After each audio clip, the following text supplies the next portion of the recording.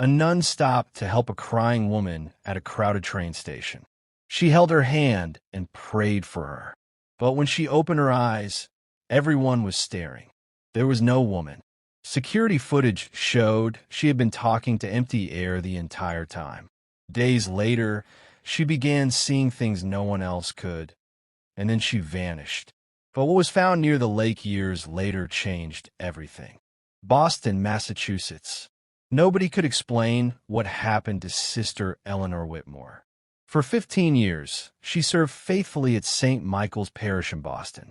She comforted grieving families, cared for homeless shelters, and spent countless nights praying for strangers she would never meet again. Then one afternoon, she vanished. No body, no note, no witnesses, nothing. The last confirmed sighting of Sister Eleanor came from South Station, one of Boston's busiest transportation hubs. Security footage showed her walking calmly through the terminal before suddenly stopping near a deserted corner. According to dozens of witnesses, she appeared to kneel beside someone and begin praying. The problem? There was nobody there. People watched in confusion as the nun clasped invisible hands and whispered prayers to empty space. When she finally looked up, her face drained of color. She stared at something no one else could see. Over the following weeks, friends claimed she became terrified of shadows. Parish members reported hearing screams from her room at night. She insisted that dark figures were following her, watching, waiting. Then the woman from the station returned. And after that encounter, Sister Eleanor Whitmore was never seen again. But before we uncover the terrifying truth behind her disappearance, ask yourself one question. What would you do if you suddenly saw things nobody else could? South Station, Boston, Massachusetts. Rain battered the glass roof of South Station on October 17, 2017. Passengers hurried between platforms, dragging suitcases through puddles while announcements echoed overhead. Sister Eleanor Whitmore adjusted the silver cross around her neck as she made her way through the crowded terminal. At 42 years old, she carried herself with the calm confidence that came from years of serving others. She had spent the morning visiting a hospital in Cambridge and was preparing to return to the parish. As she approached the waiting area near Track 12, something caught her attention. A woman sat alone in a far corner. She looked completely out of place. Her dark dress appeared decades old. Long black hair hung over her face. Most disturbing of all, nobody seemed to acknowledge her presence despite hundreds of people passing nearby. The woman was crying, not softly, violently. Her shoulders shook as tears streamed on her clasped hands. Eleanor slowed her pace. Compassion had always been her weakness. She approached carefully. "Ma'am, are you all right?" she asked. The woman lifted her head. Her eyes were red from crying, yet strangely beautiful. "I've been waiting for someone to help me," she whispered. Something about her voice felt unnatural. Yet Eleanor ignored the unease growing inside her chest. Instead, she sat beside the stranger and reached for her trembling hands. What happened next would destroy everything Sister Eleanor believed about reality. South Station, Boston, Massachusetts. The woman's hands were ice cold. Not the cold of someone standing outside in winter. Not the cold of poor circulation. Something deeper. Something unnatural. A chill raced through Sister Eleanor's fingers the moment their skin touched. For a brief second, she considered pulling away. Instead, she tightened her grip. "Would you like me to pray with you?" Eleanor asked gently. The woman slowly nodded. A faint smile appeared on her lips. "Please," she whispered. "I've been waiting a very long time." The answer struck Eleanor as odd, but she dismissed it. Many people spoke strangely when overwhelmed by grief. Closing her eyes, Eleanor bowed her head and began reciting a prayer she had spoken thousands of times before. Around her, the sounds of the station continued. Rolling luggage, train announcements, footsteps, conversations. Then something changed. The noises began fading, one by one, as if the entire world was being lowered into silence. Eleanor frowned, but continued praying. A strange pressure settled over her shoulders. The air felt heavier, denser. Breathing became difficult. She heard the woman begin to sob again. Only this time the crying sounded wrong, distorted, almost layered, like several voices were crying at once. Children, women, old men, dozens of voices speaking through a single throat. Goosebumps spread across Eleanor's arms. The prayer faltered. Fear clawed at her chest. Still, she finished the final words. Amen. The woman immediately stopped crying. The silence became absolute. Slowly, Eleanor opened her eyes. The woman was gone. She wasn't walking away. She wasn't standing nearby. She had vanished completely. For several seconds, Eleanor simply stared at the empty space beside her. Her mind refused to process what she was seeing. Then she noticed something worse. Every person in South Station was staring directly at her. Hundreds of eyes. Passengers. Employees. Security guards. Everyone. The terminal had become eerily quiet. Nobody moved. Nobody spoke. They simply watched. Confused murmurs finally broke the silence. What is she doing? Was she talking to herself? Who was she holding hands with? A businessman standing nearby shook his head nervously. You okay, sister? He asked. Eleanor looked around frantically. The woman, she said. Where did she go? The man frowned. What woman? The question struck her like a hammer. The woman sitting beside me. There wasn't anybody there. A nervous laugh escaped the crowd. Several people exchanged concerned glances. One teenager lifted a phone. He had been recording. Eleanor rushed toward him. Show me. The boy hesitated before handing over the device. The video lasted less than a minute. Eleanor watched herself walk toward the corner. Watched herself sit down. Watched herself extend both hands in empty air. Watched herself close her eyes and begin praying. Alone, completely alone. There was no woman, no crying, no dark dress, nothing. The phone nearly slipped from her fingers. The station suddenly felt colder, much colder, and somewhere behind her, a woman quietly laughed. Eleanor spun around. Nobody was there, yet she could have sworn she heard the whisper directly beside her ear. Thank you for letting me in. St. Michael's Parish, Beacon Hill, Boston, Massachusetts. The drive back to St. Michael's Parish should have taken 20 minutes. For Sister Eleanor Whitmore, it felt like hours. The rain had intensified, turning Boston streets into rivers of reflected lights and distorted shadows. Every red traffic signal seemed brighter than usual. Every pedestrian appeared strangely unfamiliar. She couldn't stop replaying the video. Again and again. The empty corner. The invisible conversation. The prayer offered to nobody. Or perhaps to something. By the time she arrived at the parish rectory, her hands were trembling. The old brick building stood exactly as it always had, overlooking a quiet street lined with historic homes. Its warm windows glowed against the dark evening sky. Normally, the sight brought comfort. Tonight it brought none. Inside, the familiar scent of old wood and candle wax greeted her. Father Thomas Gallagher sat reading paperwork in the parish office. At 63, he had served the church for decades and had become something of a mentor to Eleanor. He immediately noticed her distress. Eleanor, she forced a smile. I'm fine. The lie was obvious. Father Thomas closed his folder. No, you're not. For several moments, she considered telling him everything. The woman, the prayer, the video, the impossible disappearance. Yet even she struggled to believe it herself. How could she expect anyone else to? I'm just tired, she finally replied. Father Thomas studied her face, then nodded. Get some rest. Eleanor thanked him and climbed the narrow staircase leading to the living quarters above. The hallway was empty, silent, dimly lit by antique wall lamps. As she reached her room, she froze. A tall figure stood at the far end of the corridor. Watching her, her heart skipped. The figure appeared completely black.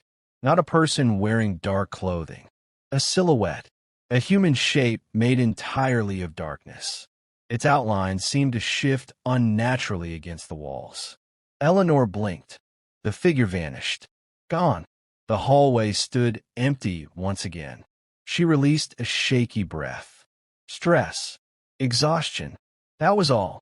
Nothing more. Inside her room, she locked the door and sat on the edge of her bed.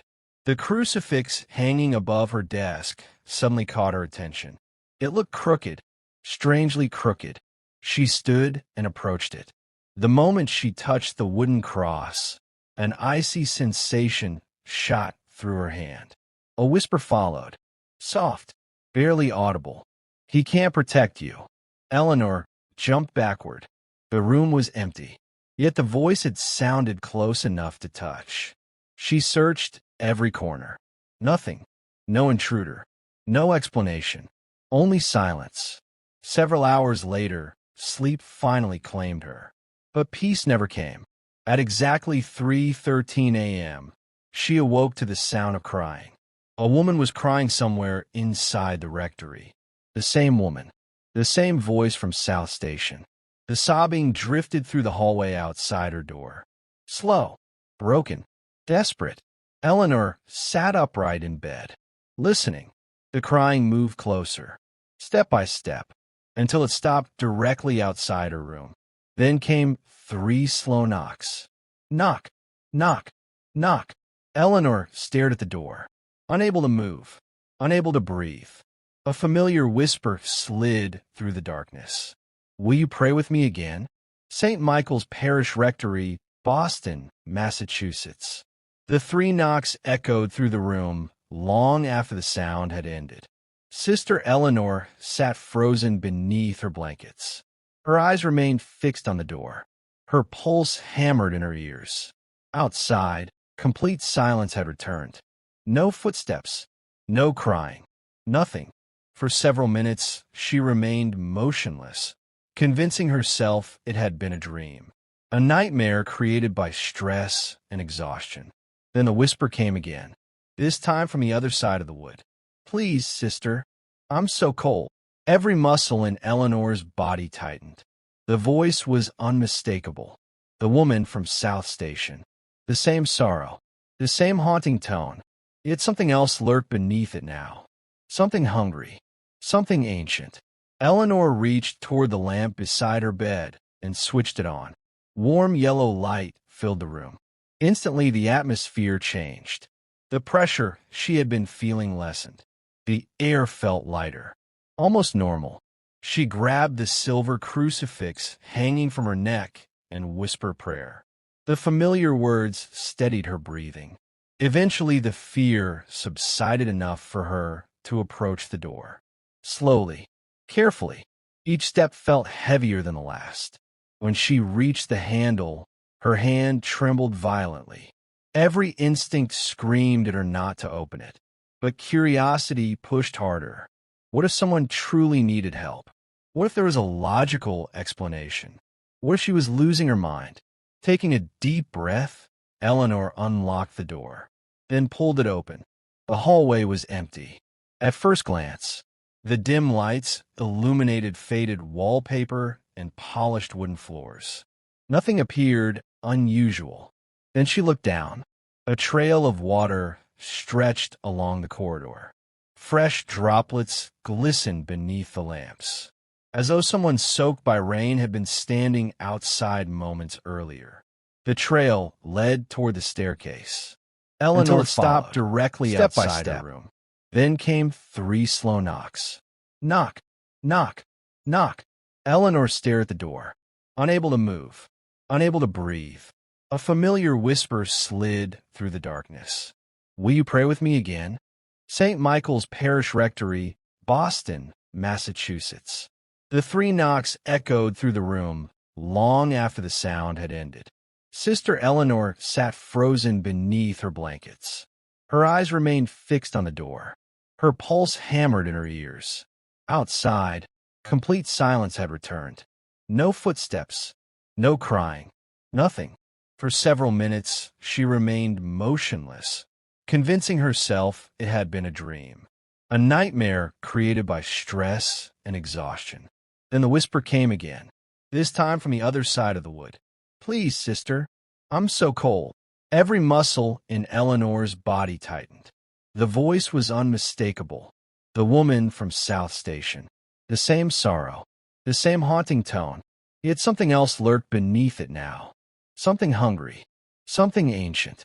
Eleanor reached toward the lamp beside her bed and switched it on. Warm yellow light filled the room. Instantly, the atmosphere changed. The pressure she had been feeling lessened. The air felt lighter, almost normal. She grabbed the silver crucifix hanging from her neck and whispered a prayer. The familiar words steadied her breathing. Eventually, the fear subsided enough for her to approach the door. Slowly, carefully, each step felt heavier than the last. When she reached the handle, her hand trembled violently. Every instinct screamed at her not to open it, but curiosity pushed harder. What if someone truly needed help? What if there was a logical explanation? What if she was losing her mind? Taking a deep breath, Eleanor unlocked the door, then pulled it open. The hallway was empty. At first glance, the dim lights illuminated faded wallpaper and polished wooden floors. Nothing appeared unusual. Then she looked down. A trail of water stretched along the corridor. Fresh droplets glistened beneath the lamps, as though someone soaked by rain had been standing outside moments earlier. The trail led toward the staircase. Eleanor followed. Step by step, the water continued down to the first floor, then toward the parish chapel. The small chapel sat empty at night. Only a handful of candles remained lit before the altar. The trail disappeared at the entrance. Eleanor hesitated. A terrible feeling settled in her stomach. Yet she pushed open the chapel doors. Inside, darkness filled most of the room. Moonlight filtered through stained glass windows depicting saints and angels. Rows of pews stood silent beneath colored shadows. Nothing moved. Nothing breathed. Then she noticed a woman kneeling before the altar. Her back faced the room. Long black hair draped over her shoulders. The same dark dress. The same thin frame. The same woman. Relief washed through Eleanor. At last, proof. She wasn't imagining things. The woman slowly raised one arm and pointed toward the crucifix above the altar. Confused, Eleanor looked up. The crucified figure of Christ appeared normal, until it blinked. Eleanor's blood turned to ice. The carved eyes moved. The wooden mouth twisted unnaturally. Then every statue inside the chapel turned their heads toward her at once.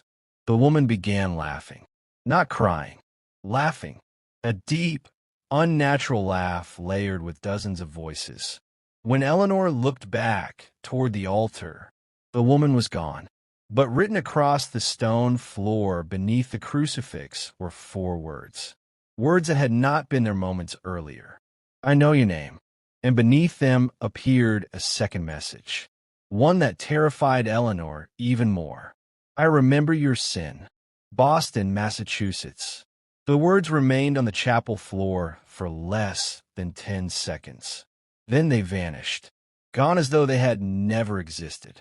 Sister Eleanor stumbled backward, gripping a pew for support. Her breathing became shallow. Her vision blurred. She stared at the empty stone floor where the message had appeared. Nothing remained. No markings. No scratches. No evidence. Yet she knew what she had seen. She wasn't imagining it. At least, she desperately hoped she wasn't. The chapel doors suddenly opened behind her. Father Thomas entered carrying a flashlight. His expression immediately shifted to concern. "Eleanor." She turned toward him. Did you see it? See what? The writing? He looked around the chapel. There isn't any writing. Eleanor pointed frantically. It was right there. Father Thomas approached the altar and examined the floor. Nothing. The stone surface appeared untouched. Eleanor, you're shaking. She told him everything. Every detail. The woman in South Station. The video. The whispers. The knocking. The figure in the hallway. The impossible messages. Father Thomas listened carefully without interruption. When she finished, silence settled between them. Finally, he spoke. How long have you been sleeping poorly? The question hurt more than she expected, because it wasn't disbelief. It was concern, the kind given to someone experiencing a breakdown. I know what I saw. I believe you experienced it. The distinction was subtle and devastating. By sunrise, Father Thomas convinced her to take several days away from ministry duties. Rest, recovery, counseling if necessary. Officially, she was exhausted.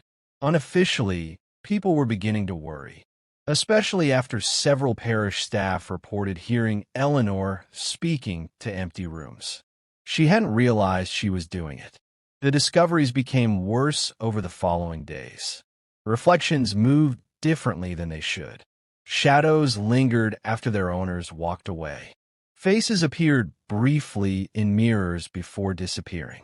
Most terrifying were the whispers. They followed her everywhere. Grocery stores, church halls, sidewalks, parking lots.